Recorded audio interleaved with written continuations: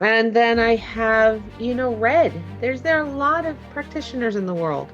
Yeah. There's over 1 million practitioners of homeopathy, and some write and report and add to the literature prolifically, Mm. right? And so it's kept this body of knowledge and information growing. So, not placebo. It's that homeopathy seems to not work. It's often less about the medicine and probably more about the match between the remedy and the person. And I'll tell you why I think that is in a minute. Mm. So, you said something I think that's important to clarify before I answer, and that is you said you take this substance, which basically is a little bottle of nothing, full, it's got sucrose in it, or depending whatever, right, the medicine's on, or maybe it's even liquid, and years of a chronic, to get rid of years of a chronic disease. My guest today has a 2 year waiting list. Yes, you heard it right. 2 years. I want you to think about that for a second. Because you see, most doctors today, they are struggling to fill their schedules. And this woman here, she has patients lined up for 2 years. Yes. Today, we are talking about homeopathy, which is a 200-year-old system of medicine that the mainstream science largely dismisses. And yet, there are millions of people who literally swear by it. My guest today is Dr. Eli Camp, and I promise you guys, by the end of this conversation, you will never look at your symptoms the same way again. Dr. Camp, welcome to the show. I have been genuinely looking forward to this conversation. So Thank you. Me as well. let's go straight into it. I want to start with the elephant in the room because I think it's the most interesting place to start. So you see, the mainstream medical world, it largely dismisses homeopathy. I mean, there are some countries, they have even reduced public support for it. And yet there are millions of people who actually swear by it. So let me ask you this directly. Is homeopathy real medicine, or is it the world's most successful placebo? So I'll answer the second part. I believe that it's not placebo. I've Mhm. seen too many examples over my 20 years of practice. Hmm. So I have that sort of empirical evidence. And then I have, read. There are a lot of practitioners in the world. Yeah. There's over 1 million practitioners of homeopathy, and some write and report and add to the literature prolifically, Hmm. right? And so it's kept this body of knowledge and information growing. So, not placebo. Is it really medicine? So, I think I would respond by saying first, everybody understands medicine to be what I found to be something different. For some people, when you use the word medicine, they think of a substance, a material substance that they take, and it has an effect on the body. The medicine has an effect on the body. And then, of course, we know, right, as that the body always has a response back. So whatever you take in has a primary or initial action, and then when that wears off, the material substance, then the body does something.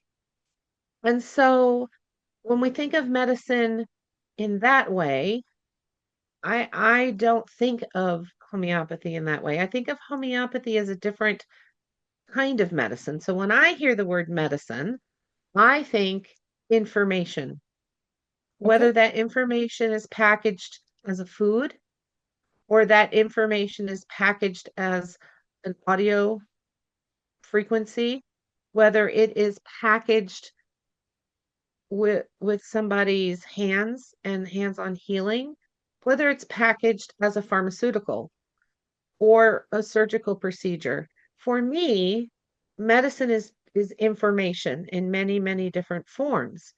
And when we give information to the body, sometimes it acts on the body. And I seek out medicine that simply supports the body in its innate every second of everyday healing attempt. Yeah. Mm, mm. So, not an easy answer to the first part because it depends what perspective we're approaching health and healing from.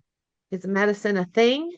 I say no, it's information. And what's more important is the response that information draws forth from the organism.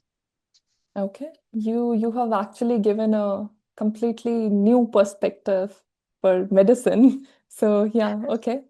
You know, homeopathy is not completely foreign to me. Why I say that? Because in my own family, we have used homeopathic medicines for like years. And what I have personally observed is that, sometimes it works like absolute magic, almost like shockingly fast. And other times it's like nothing, silence. It's like the medicine just did not show up that day.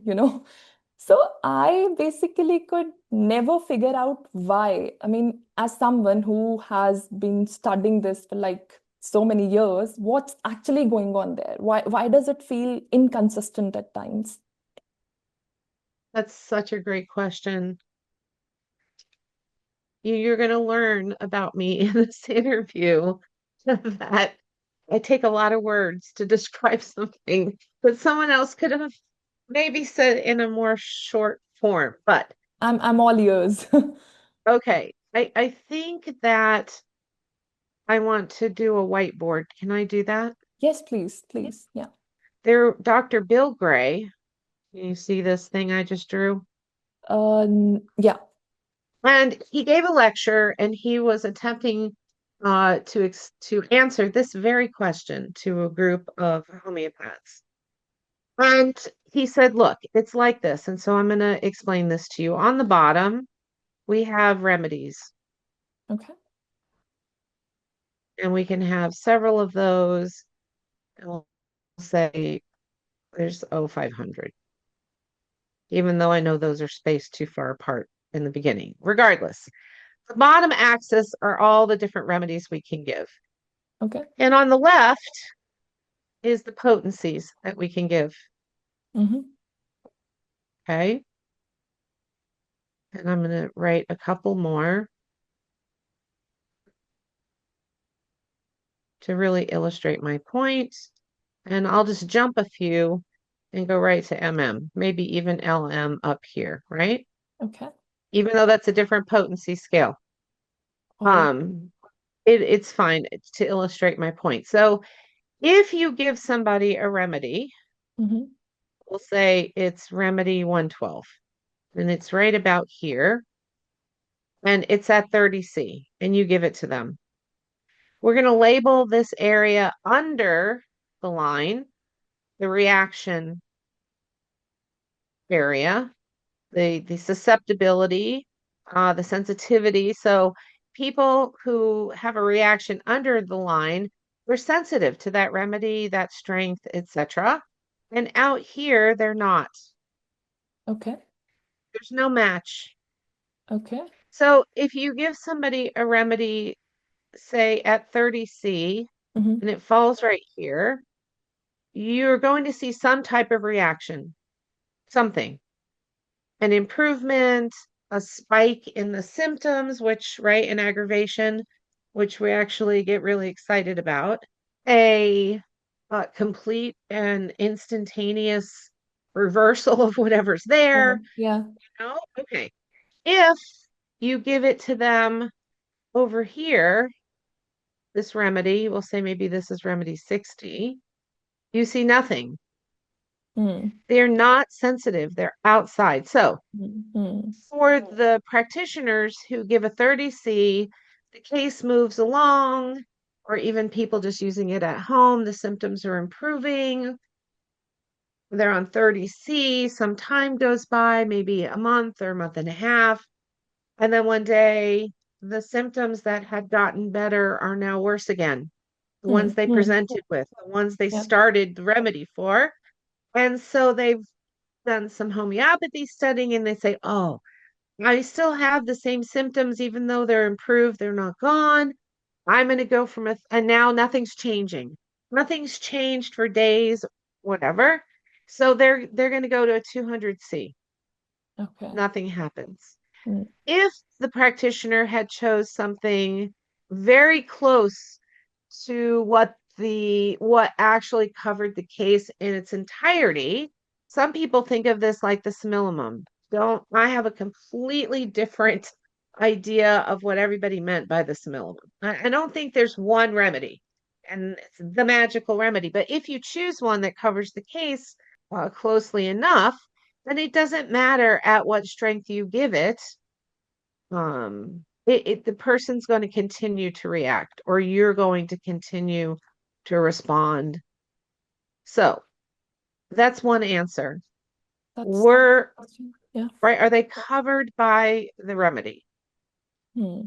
Number two is the level of vitality within the person. So your vital force has to be able to respond. So sometimes in some people, the vitality is present and the body and the remedy was well prescribed. And so you have what's needed on both sides, the information in and the energy, the resources to respond to that information. And Hmm. some people it's not there. Yeah. Yeah. So I number two was vitality. Number three, we always have to think about the source of the remedies and if they have been compromised Hmm. in today's environment of electromagnetic radiation, other radiation, ionizing radiation. Like, Hmm. I know some practitioners say, oh, that doesn't affect the remedies at all. Hmm. And it is true. I have traveled through X-ray and saw no change in efficacy of my pharmacy. Okay. And there have been times I've traveled and it doesn't work anymore. And I have to regraft remedies Okay. um, on top of them. Like I can revive them, right? If Hmm. I have medicating potency, I can revive my remedies, but there's no amount of succussing or nothing I have found I can do to a remedy that's been inactivated. And I'm pretty sure it's a combination of X-ray and EMF and like radiation that comes from if you use a microwave oven. So,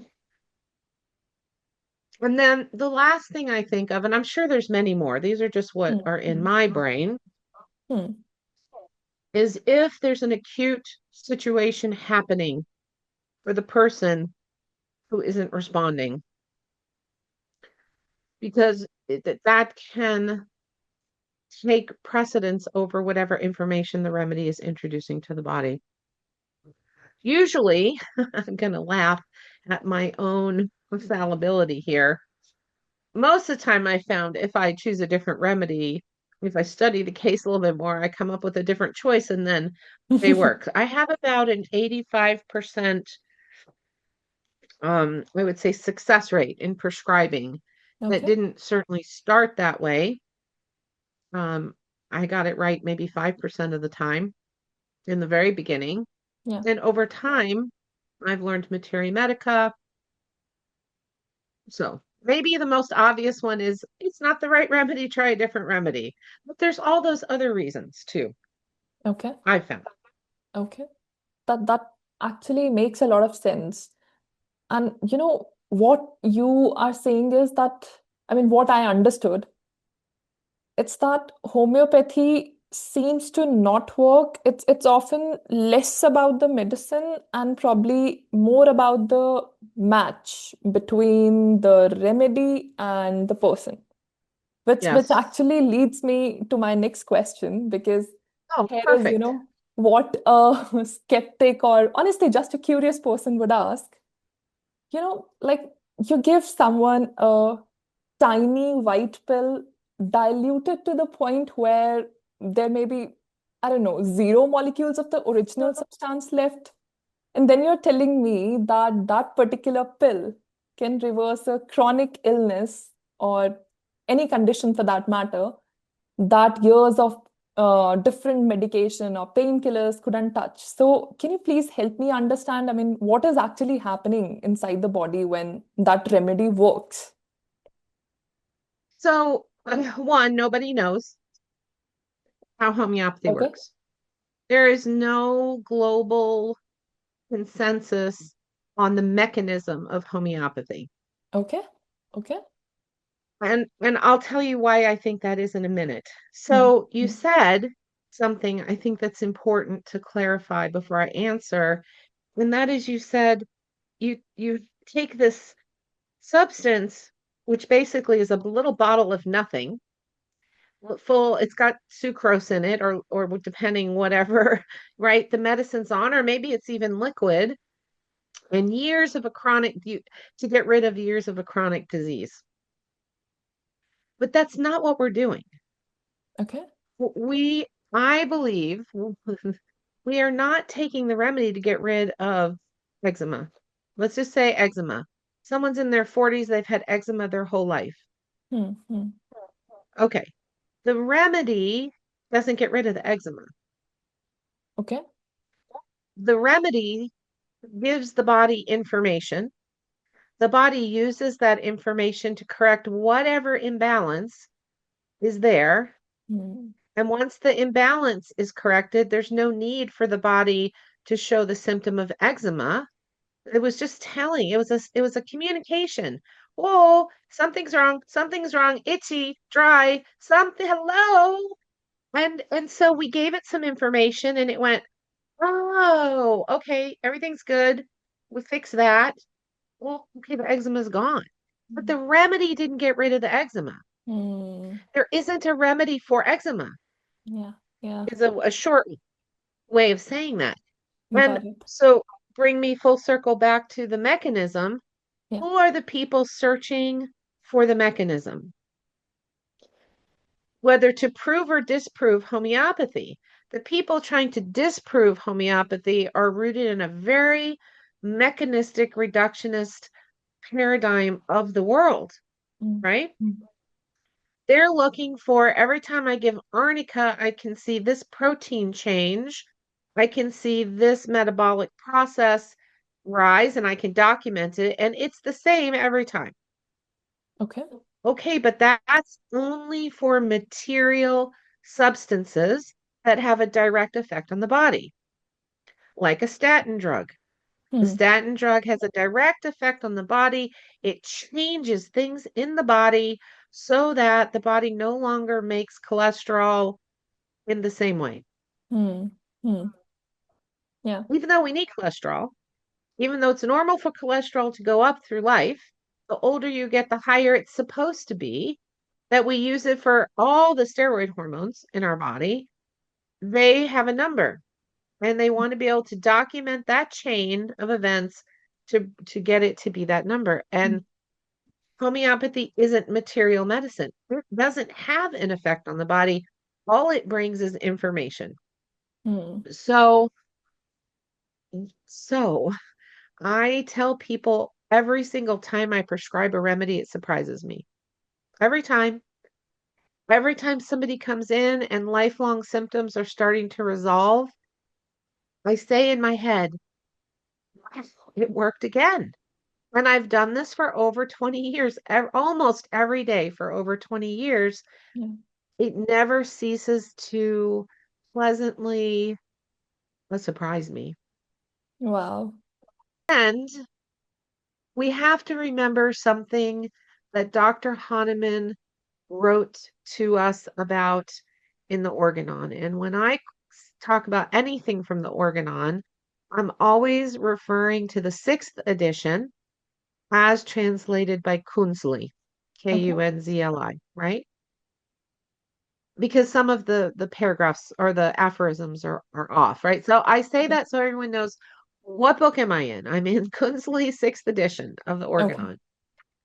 Dr. Hahnemann told us, and I think it was aphorism 73, he said, you cannot call something a chronic illness if the following have not been addressed: food, sleep, Hmm. hydration, environment, mental, emotional, the environment they find themselves support wise, movement, exercise. Those are the fundamentals that a human body requires to be in place Yeah. for there to be health. Right, And right, Darwin, absolutely. right? Yeah, Okay. yeah. So sometimes we're not explaining the homeopathic remedy at all. Sometimes what we're describing is the state of the organism. Hmm. And is it a disease of life, style, and choices, or is it truly a chronic illness from an imbalanced vital force? Right, Did right. I answer your question? Yes, yes, yes.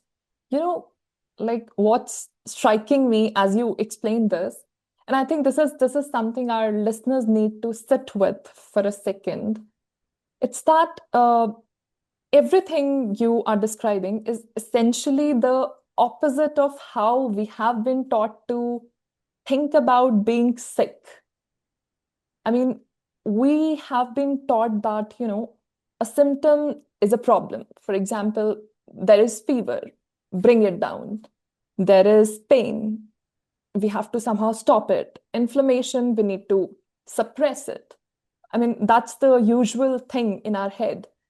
So, like, get back to normal as fast as possible. That has always been there. But what you are describing is a completely different relationship with the body. So let me ask you this, and I think this might be the most important reframe of this entire conversation. Are our symptoms actually the enemy, or probably we have been fighting the wrong battle this whole time? We're fighting the wrong battle. Yeah. So the symptoms are a homeopath's best friend. Yeah. I love a big family reunion of all of this. I think of the symptoms as an extension of the person, all they've known, what they currently know, what is Hmm. yet to come Hmm. because of things they've laid and Hmm. seeds they've Hmm. sown. It is a tool like so. Fear for one's health and well-being is a powerful, powerful fear. It is so genetically hardwired into the human as an animal that we're supposed to stay safe. Hmm. That before we grouped ourselves together into cities, Hmm. and I'm talking many thousands of years ago, well, for some cultures, not so long ago, for some cultures, they still live like this.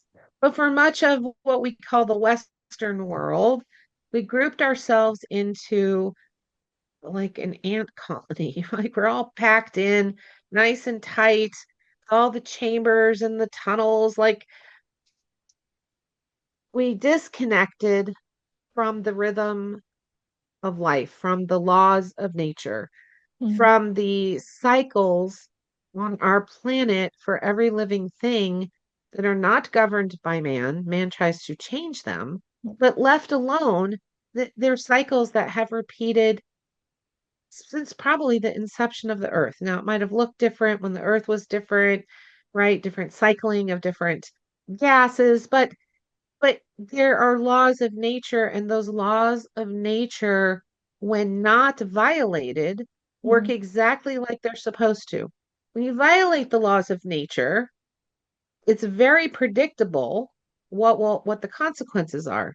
A little unique person to person, but the general concept is repeatable no matter how many times you run the experiment. And that is if you withhold something that an organism needs to live, if they don't get this, or if they get too much of something that poisons them, and if you don't support the built-in healing system of that organism, it dies. It Hmm. dies a premature death, or it exists in a substandard state of being for its entire existence, crippled or in pain or not able to function at its optimal level. It happens every time, mm, every single time. Those are laws of nature at work. mm, The mm, same laws of nature hold true if you give an organism what it needs, the nutrients, the water, the light, the sleep. Like, what does it need to thrive? mm, And you don't poison it, mm. and you support its Yeah. natural healing. The laws of nature, again, work every time that individual, that organism thrives. Of course, we have to think about this with our human brains and say there's exceptions, right? There's always an exception, no matter if you're in medicine, if you're in naturopathy, if you're in homeopathy, if you're in a farm Mm. growing food. There's always exceptions. But in general, when you follow those laws, they work. When you break those laws, person doesn't do so good.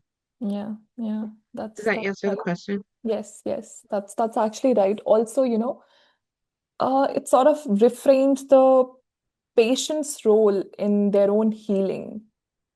I mean, Oh, it's basically not about shutting the body up, probably. It's about listening to what it's trying to tell you. I mean, that takes me straight into the practice itself because I want to make this real. I mean, there are people listening right now who will hear themselves in this scenario.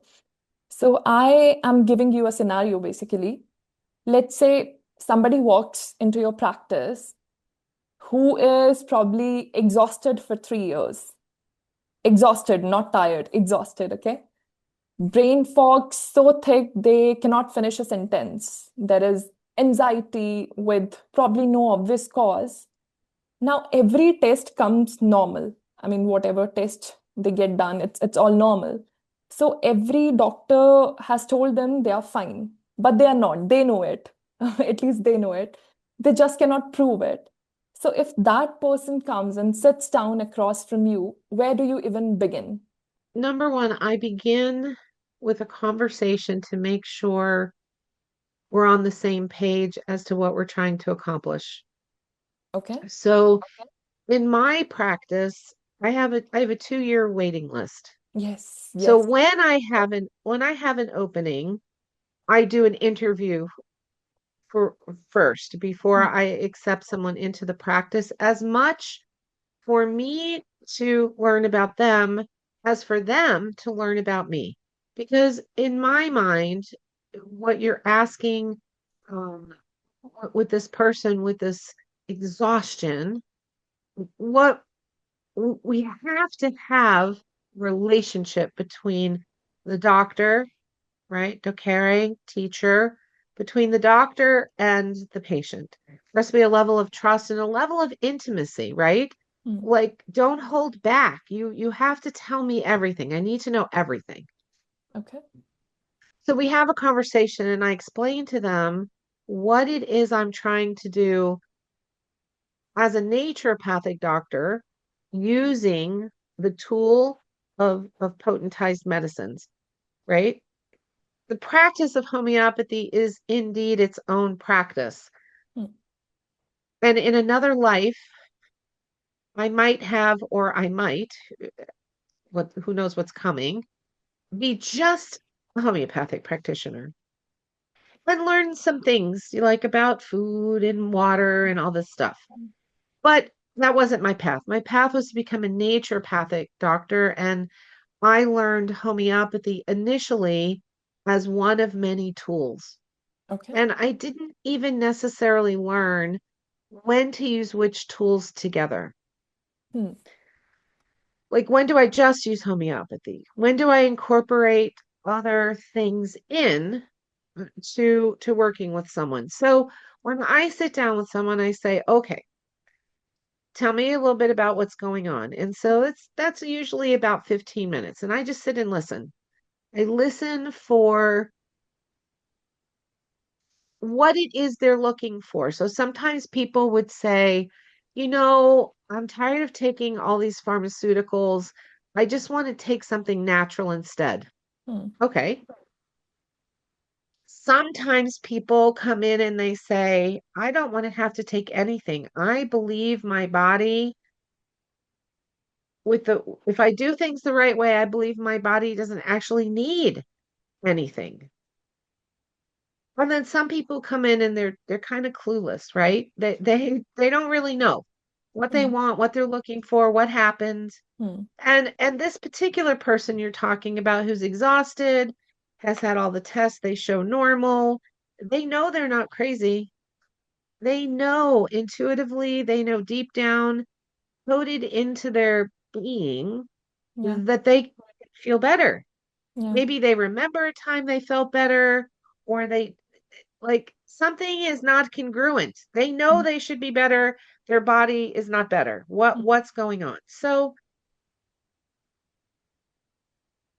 once I have that person and we've exchanged they've told me what's going on with them, then I can explain to them what it is I'm going to do. It always start with, I'm not going to heal your body.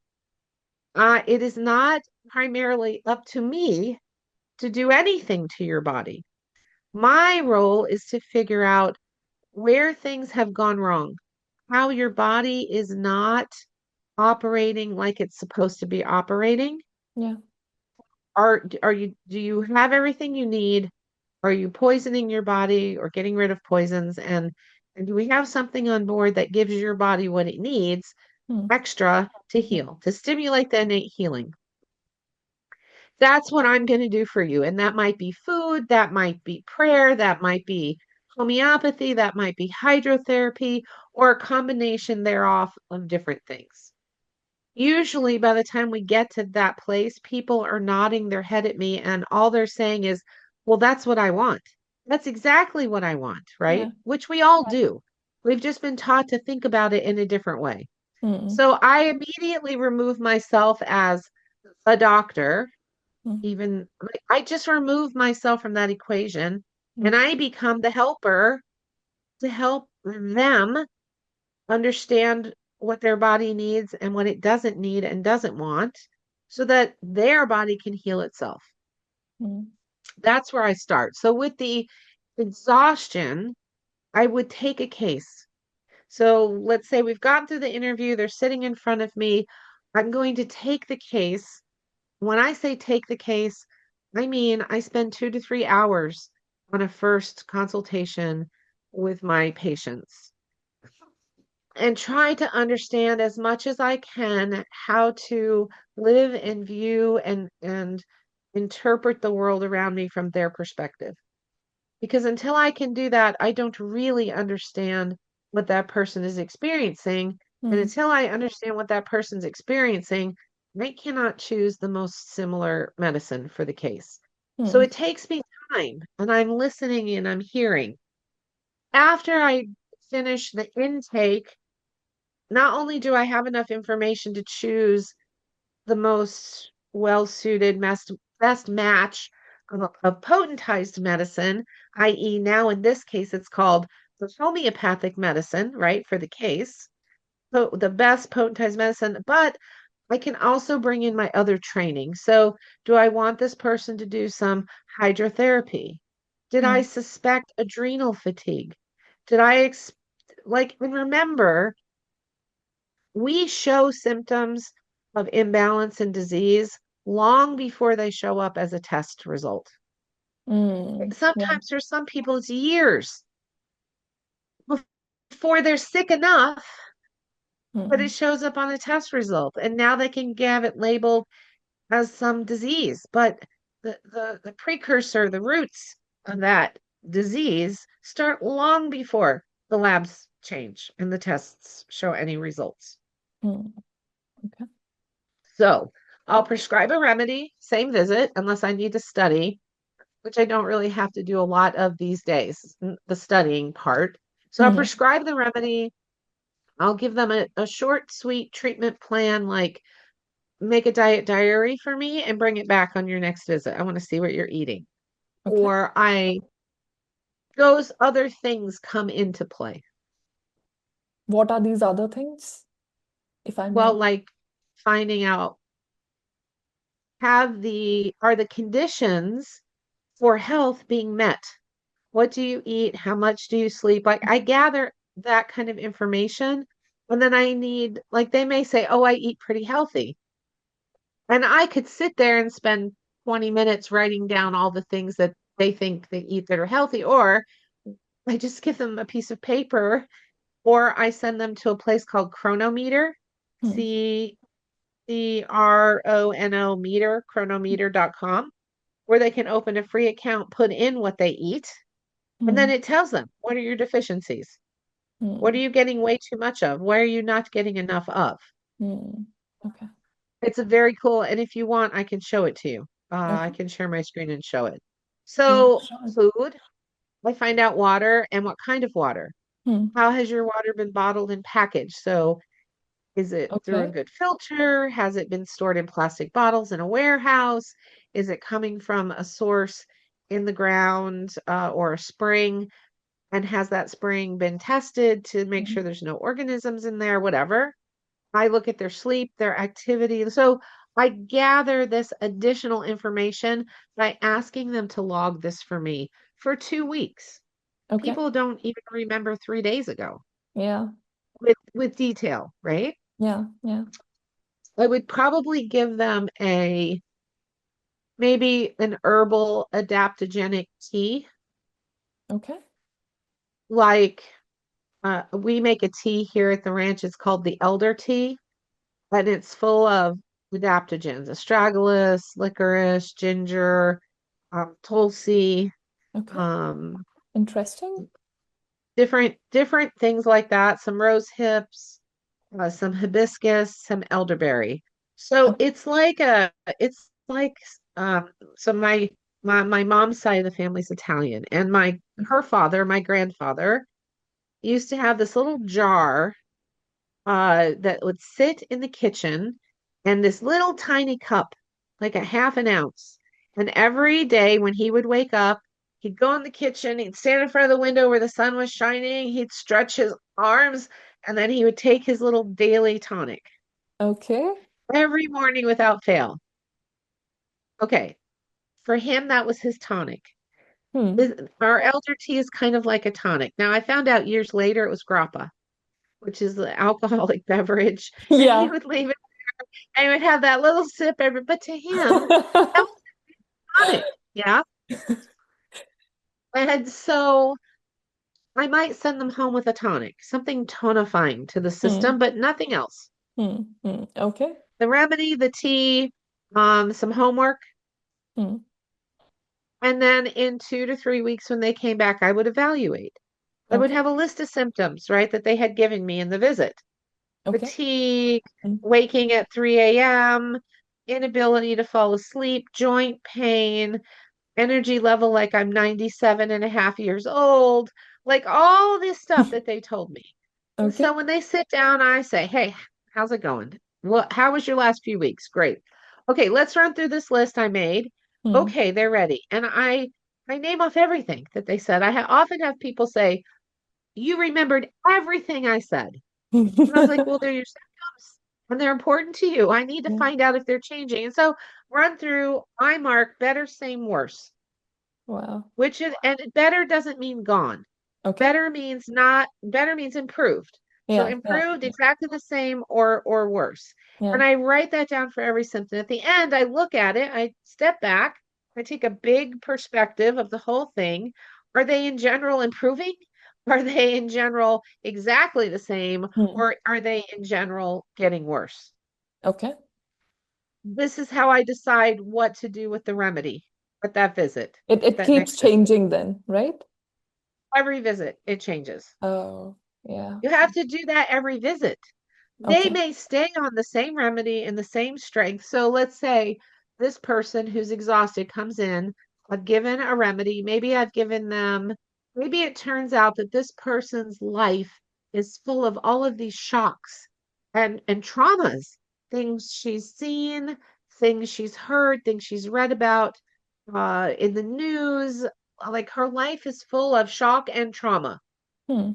And I decide that she needs homeopathic aconite because underneath all the symptoms, underneath everything, is this constant state of being in shock and trauma with what life is throwing at her. Okay. So she comes back in 3 weeks and she says, okay, I'm less exhausted. Hmm. My exhaustion is probably 25% better. Hmm. My anxiety level is somewhat improved, maybe 5 or 10%. Sometimes people need 1 through 10. What's your anxiety at today? A 10? Okay. Next visit, that would be like a 7, right?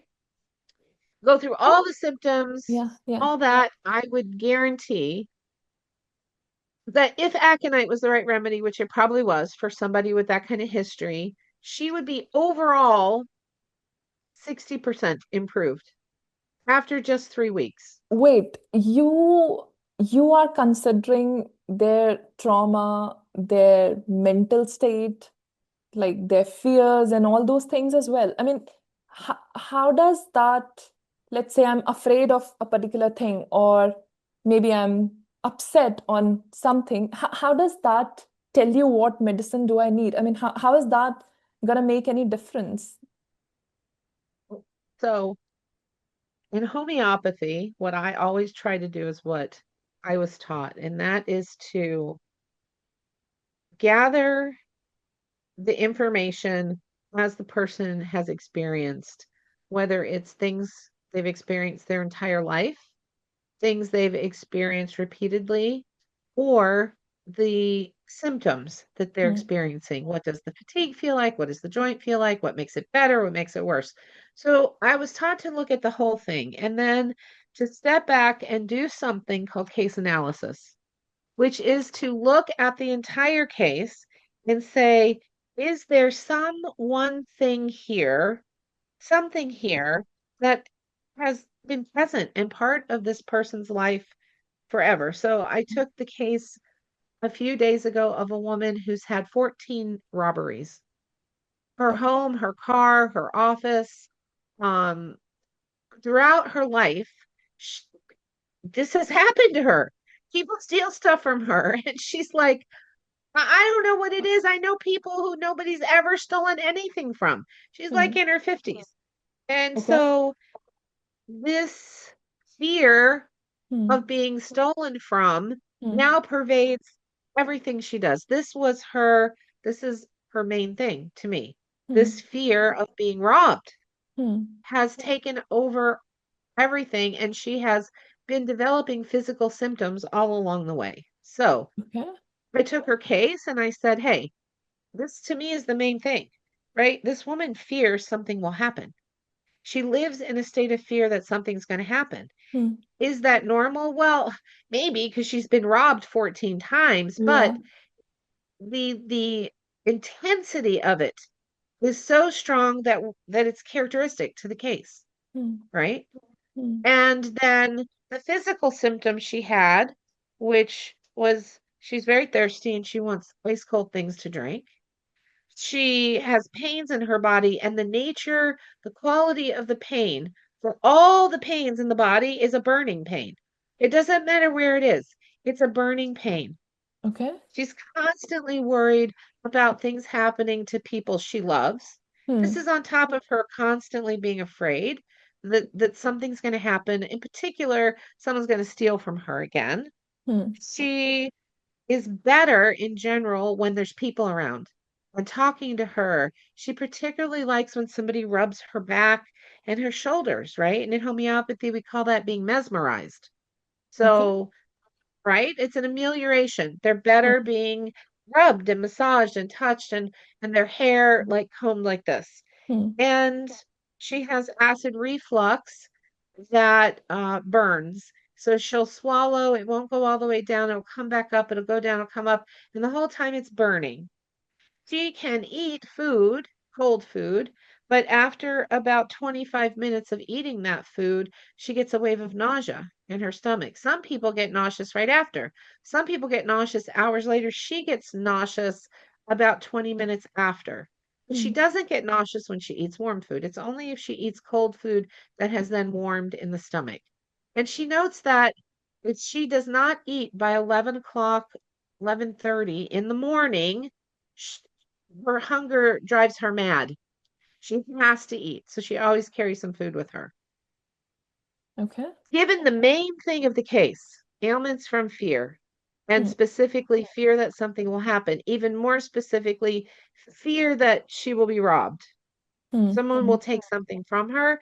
And Hmm. then, given all the other symptoms in the case, the modalities, what makes her better, what makes her worse, for all of those symptoms leads us to homeopathic phosphorus, Okay. right? The fears, the desire to be with people, to be touched, the burning sensations. This is Hmm. phosphorus right straight from our materia medica. Okay. And that person, within 72 hours, all Hmm. of her symptoms were gone. Now, What? will they come back as her body is stressed and as things happen in her everyday life? She may likely always need to have phosphorus on hand to take Okay. a dose if symptoms flare up. But is she now on a medication that has side effects? Hmm. No. How does it work? We don't know. We know it works. What was your original question, Ancha? Yeah, this thing only, like how, like, you considered the fact that she had this fear in her head, and Yes. that helped you decide on which particular remedy is to be prescribed. So isn't that Along amazing? with I all mean, the other symptoms. yeah, yeah, definitely. But let's say she and somebody else has all the same symptoms, like the physical symptoms are same. But now this person had this fear in her head, and the other person doesn't have that mental state. So the remedy will be different for both these people. It will be different. Uh, It will be different. okay. It will be different. In fact, for the other person who doesn't is not being ruled by a fear that something will happen, Yeah. um maybe they're ruled more by the fact that nobody appreciates anything that they do. Hmm. This permeates their entire life. They Hmm. work hard and they give and they give and they give and they nobody notices. No, there's no accolades given for the brilliance of this person. And can you not see how very brilliant I am? And I'm hot and I have itching skin. And my house is a mess because I'm inventing my next best thing. I don't have time to clean my house. And I work really hard, but it's hard for me to work for people that I'm smarter than, that I could do it better than they could do it. And even though I humble myself enough to give my all and work, you don't appreciate me. Hmm. And every time this happens at work, the eczema flares up and gets worse. Hmm. You know In what you're general, the eczema, describing, this entire scenario, it's essentially a completely different definition of, what a diagnosis even means. I mean, you are not diagnosing a disease, you are oh, rather diagnosing a person. I'm diagnosing the You know, person. yeah. Yes, yes. And that naturally makes me curious about patterns because, after seeing thousands of patients over nearly 2 decades, you must have developed a very clear sense of, where this medicine truly excels, like a particular one. So let me ask you, like, both sides of this. Where have you seen homeopathy consistently deliver results that, genuinely surprised you? Like the conditions where you think this is where we shine. And equally important, where does it not work? Like where would you look a patient in the eye and say, this is not what you need right now? Can I answer the second part first again? Yes, yes, yes, Okay. absolutely. People who have a severely pathologically distorted worldview, Okay. people who are truly not even remotely in the general vicinity of a common shared reality, right? Hmm. Hmm. And I don't want to give it a label. I don't want to say schizophrenia because I've treated people with schizophrenia, Okay. diagnosed with schizophrenia. So I don't want to label it with mental Hmm. disease Hmm. names, Hmm. but I think everybody can relate to this idea. We all know somebody who the way they see the world is so different Hmm. from everybody else. It's like they're from another planet. Okay. Those people with that distorted worldview are very difficult to treat. Okay. Very difficult for the homeopathic medicine that is prescribed to permeate or to even be understood. And however homeopathy works, their vibrational state is so fixed, Hmm. it is not flexible anymore. So Hmm. that's one. Another place where I have found homeopathy to be not as effective as some other things is, again, it's a distorted view when people have body image distortions, when they think they're very skinny and they're not, Hmm. or they right body dysmorphia, or they think they're very heavy and they're not. Okay. That's another distorted worldview. Homeopathy doesn't seem to be able to change that. Hmm. The third, the third is more, I think, with a younger, so mid-teenager and younger, who live in a family that's very dysfunctional. The Okay. behaviors in the family are, well, they're just dysfunctional. They're not being good parents or providers, or there's a lot of yelling, or there's a lot of physicality happening in the house, Hmm. or just the home is dysfunctional. Hmm. I have seen the children not respond well because actually the problem isn't within the child. Like the child The does have an environment. imbalanced vital Hmm. force, Hmm. right? Hmm. But it's like they can take the remedy, it gives the body information, the body can start to respond, but the external world enforces something else. Hmm. Yeah. Right. This is also a time. So, what do I do in those times? Well, as you might imagine, and then I'll speak to the first part. So, Yeah. as you might imagine, when people come to me, they know they've often been to many of my lectures on homeopathy. They have a friend or a family member who's already been treated by me, so they understand the case. They understand, and of course, people go home and talk to the people they know, and they're like, "She told me some crazy stuff today. I don't know, but my Hmm. symptoms are getting better. I'm just going to keep doing it, right?" So, um, I'm gathering my thoughts. So Yeah. we have the absolutely don't really see homeopathy do very much. And then we also have the other extreme where people, it doesn't matter where you give them, they're better. Hmm. That's better. I feel so much better. I can't believe like, but you know, you don't have the root of the case, really. There's more stuff going on I haven't shared with you. Are they Hmm. really better? No, they're not really better. Okay. They are, they're over compliant. And I don't think it's placebo. They're just so excited to be taking a remedy. And then the teeny, tiniest little thing is a major celebration for them. Hmm. Hmm.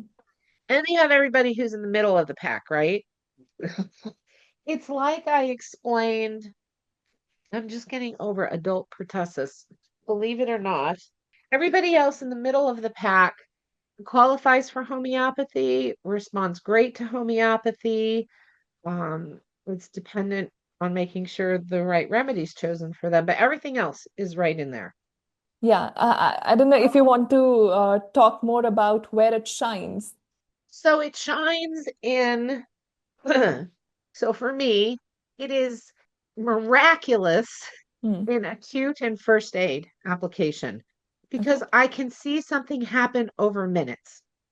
Hmm. It Hmm. really, really shines for chronic, even though it takes longer to see the changes. Hmm.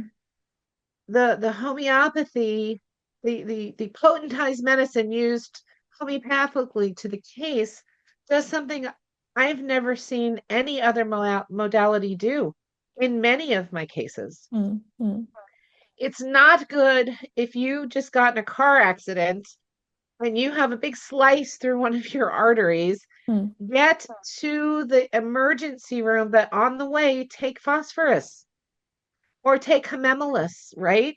So you mm, can use homeopathy alongside those situations when you really should be with what I call the modern physician, mm, right? mm, Um, but it can assist. So you bleed less, you heal more quickly. Like if you can get arnica, so say you get cut. mm. My protocol is phosphorus or hemimulus, depending on the bleeding. Okay. Arnica because it's tissue injury, and staphysagria or staphysagria, depending on how you learn to say it, for the cut, for the clean cut edges. We call that Okay. first aid in acute homeopathy. Mm, It doesn't change the chronic case at all, mm, rarely. mm, mm, Sometimes it does. Sometimes I've prescribed an acute remedy for something, and the person has responded, their chronic condition has responded to the mm, remedy, but mm, that's rare. mm. Okay. Usually it's just what's going on in the moment. Now, do we have time for me to tell you about the first time I saw a homeopathic remedy used Yeah, yeah. in clinic? Yes, Okay. yes, yes, absolutely. So I was a student still, about halfway through medical school, and I had just started clinical training. So I had 2 years of clinical training to come. And I was in the teaching clinic, and I got sent out to the waiting room to bring a patient or to bring a woman and her son to an exam room. And the son was the patient. He was 4 or 5 years old. Okay. And when I went out into the waiting room, I see this mother stand up. She's a tallish woman, maybe 5'10", and Okay. she has her son in her arms and he's draped over her arms Mm, mm, like a wet towel. okay. And he's groaning and he's very pale and he's very, very hot to the touch. Mm, And she's French. okay. And so she says, I was raised on homeopathy. We're here in the States now. I would like my son to be seen and treated with a remedy. Mm, So I said, okay, let's go. We're gonna go back. I'm Eli. Nice to meet you. We go back to one of the exam rooms. I put her in the exam room. I go back to the shift training room where the mm, doctor and all the other students are sitting. Come in, sit down. The doctor on the shift gives all his instructions for the night, and then he says, "Okay, people, we have a patient in exam room 4. Let's go down and take a look and see what's going on." So on these shifts, you have older students like fourth year and third year. They have their own patients, so they go mm, off to do their thing, and then you always have a small group of newbies. I mm. was a newbie. Yeah. So the doctor and the newbies go traipsing down the hall to the exam room. He checks out the patient. He pulls out the little otoscope that you look in the ear with to look in his ears. And he goes, so he gets to his left ear and he looks in there. He goes, "Oh my goodness, you all have to see this." And so we all got a turn to look in the ear with the little otoscope. What did we see? We saw purple tissue where the eardrum, right? Where the ear Mm, membrane is mm, supposed to mm, be. We mm. see this purple tissue. It looks like a balloon. It's all bulging, and you could see the heartbeat in the membrane, and the kid's just groaning. Like Mm. he doesn't even look like he's alive. He's just Okay. groaning. All right, so we look in the ear. The doctor gets some more information, basic stuff, how long you've had it, all this stuff. And he says, okay, let's go back to the training room and we'll figure out what remedy for this patient. And I'm like, do they not need to go to the ER? Like, did you see that? This is like a raging ear infection in this kid's ear. What if he goes deaf? So the Mm, mm, doctor says to me, Eli, take a deep breath. Like we're in the hall. I didn't do that in front of the patient. We're in the hall mm, walking to the training room. He's like, take a deep breath. We see this kind of stuff all the time. And I'm like, I'm just not sure what I've signed up for here. Like, that needs Yeah. antibiotics. I'm sure of it. So we get to the room, and the way my teacher taught Hmm. was to ask the students who knew the very least, Hmm. who knew absolutely nothing, to go first in answering. He always did this. Hmm. Okay, Hmm. so he says, "Okay, Eli, what remedy?" I think I knew two remedies, arnica and sulfur. Like, I had just started. I Yeah. knew nothing. And so he says, what remedy do you want to give? And I looked at him and I said, I only know two remedies. He said, okay, well, of the two remedies, tell me which one you want to give and why. And I said, okay. And he often told me later this is when he knew that I would be a good homeopath. So I'm sitting there, and all I knew about arnica was bruises. And I was thinking about the ear and how purple it was. So I said, of the two remedies I know, I would choose arnica because the inside of the ear is all purple and looks like that could have been a great bruise. So I would give arnica. And I remember to this day, his head snapped around and he looked at me. And I thought, oh man, what did I say? Like, I was like, but I wasn't going to say sulfur. I had a reason why I wanted arnica, is because it looked like a bruise to Bruise. me. Yeah. So we get all through shift. The remedy was actually lachesis or lachesis, however you've learned it. And that's a left-sided remedy. It's a dark purple. It's very good for gangrene and for if there's been snake bites that have turned Hmm. purple. And of course, we have lots of personality stuff, jealousy, and all that stuff for chronic. For Okay. acute stuff, we're talking left-sided. We're talking very fulminant. We're talking purples, right? Hmm. To whatever we're looking at, and tissue decay, stuff like this. So that's the remedy, and that's why it was the remedy. He sends me down to the medicinary and he says, go get Lachesis, get a 200C, and go give it to mom and have her give it to her son, and Okay. then stay there. Hmm. Hmm. So I said, Hmm. stay there? How long do you want me to stay there? And he said, you'll know. And I'm like, oh, come on, dude, this is so cryptic. Like, am I there the whole shift? He's like, you'll know. So I go down to the medicinary and I get the Hmm. Lachesis Hmm. 200, take it back to the room. I walk in the room and the kid's still draped. I'm still feeling guilty, like somebody's going to come sue us for malpractice. I give them on the remedy. I said, this is the remedy he's supposed to take. She said, what is it? I said, Lachesis. She goes, I thought that might be it. Like, everybody is so calm and collected about this kid. So give the remedy. I sit down and I told her, you told me to stay here. I'd know when to leave. So she kind of just chuckled, right? And I'm talking to her. I lived in France for a while. I lived Hmm. in Germany for a while, and in a Okay. part of where Germany and France touch in the north by Trier. So I'm talking to her, we're chatting. It could have been 5 minutes Okay. that I noticed that the kid was sitting up. In And five I didn't, I minutes. don't, right? I don't remember Wow. watching him sit up. It's just all of a sudden I'm talking to mom about France and Germany and he's sitting up. And I thought, huh, that's Wow. odd. And then he starts rummaging around in her purse. And she said, what are you looking for, Matthew? And he said, crackers.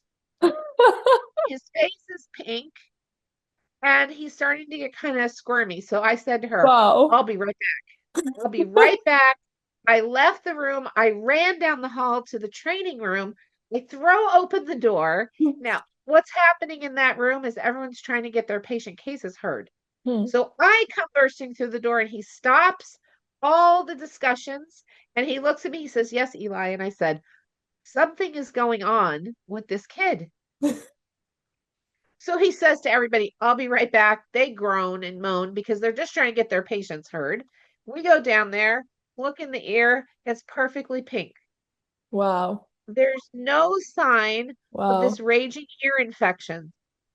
This hasn't even been 10 minutes since the time he took the remedy. Man, this is insane. That's when I knew. So what did we do? We gave her another dose to take home with her. Hmm. sent them home, said if he starts to get fussy or touches his ear or whatever, Hmm. give him one more dose before bed. Otherwise, it's all good. So that's the moment when I looked in that kid's ear who was now running around the exam room, touching everything that I was going to have to clean as soon as they left. So I was getting a little irritated with him.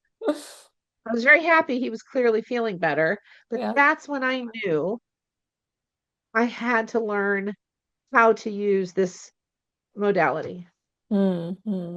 Beautiful. So This is it can be actually amazing. spectacular. Yeah, yeah, yes, absolutely. Okay, okay, very interesting. I want to shift to something now that I think gives you a perspective almost no one else in your field has. I mean, you are of Cherokee descent, and you actively carry that heritage into your practice and your teachings. So, this traditional Cherokee healing, what does that worldview say about illness and health that, modern medicine has completely forgotten? Yeah, so the Cherokee people Hmm, are ancient and hmm, they came from the north of our country hmm, many thousands and thousands of years before hmm, they were found by the colonizers, right? hmm, hmm, hmm, And there, well, this is true no matter if we're talking medicine or if we're talking child raising or if we're hmm, talking hunting or if we're talking families, cooking, it doesn't matter. hmm. There is a way to do things in harmony with the rhythm of the earth. Yeah, And there is a way to violate that. yeah. And that humans, our purpose on this planet are as guardians and caretakers and Hmm, stewards. This permeates everything Cherokee. And it turns out that all the rave in medicine about holistic and lifestyle and regenerative and all the stuff in farming about not using pesticides hmm, and nurturing the land and all the stuff about being a conscious parent who understands what you're doing from the minute your child is born until they start building their own life is hmm, that you are a teacher, you are a caretaker. So this is what permeates Cherokee medicine. hmm. The body is healthy when it has what it needs, when you do not poison it, Yeah. when you support what it's trying to do, not fight against it, like with a fever. We don't use fever reducers. Why would you take this brilliantly wisdom body who is elevating its temperature to fix something and say, oh, you don't know what you're doing? Stop. Hmm, Why would you do that? hmm, hmm, But this is what uh, mainstream or allopathic or modern or scientific based, whatever, that's what they do. They take the wisdom of the body that is being shown and communicated hmm. with symptoms and they suppress it. The Cherokee were the opposite. Okay. So if you had somebody warm, what would they do? And they didn't know what they were doing. They just knew it was what you did. Hmm, It would be to warm that body a little bit more. Ah, the body's trying to warm itself. The first thought isn't, oh my gosh, we have to cool this body down. The first thought was, let's let the body lead the way. It's not like they would put them in a hot heated oven, hmm, right? But to wrap up in furs a little bit.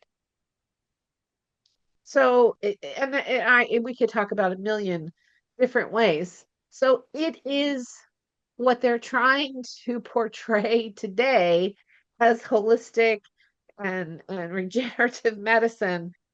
They already understood hmm, the system, right? They understood that the body is always healing itself because they could look around the natural world and see that if you scar a tree, it heals itself. hmm. If an animal loses Yeah, a leg, it heals itself, if yeah, possible, yes. right? So they could see Yeah, that. They were yeah. integrated. into the world, into the community, into the rhythm of the earth. And so all this stuff makes a lot of sense to all the Cherokee around me. Hmm. When Hmm. they find me, they say, "Oh, you do this the old way." And I'm like, for me, it's the way. Yeah. No Yeah. matter if it's 5,000 years ago or today, it's the Hmm. same human body still needs the same things to be healthy. The same bad things still make us sick. Like, Yeah. Yeah. Right. Right. Okay. Let me ask you something bigger. We have just come through a period where, a lot of people, they sort of lost their faith in conventional medicine, especially post-pandemic. So there are questions, I mean, they never asked before, and suddenly those questions are on the table. So are you seeing that in your world too? I mean, is homeopathy having a moment right now? well, yes, despite various administrations' efforts to squash not only homeopathy, but sort of this holistic approach to health or this vitalistic understanding Yeah. of health and illness. It is having a moment. Hmm.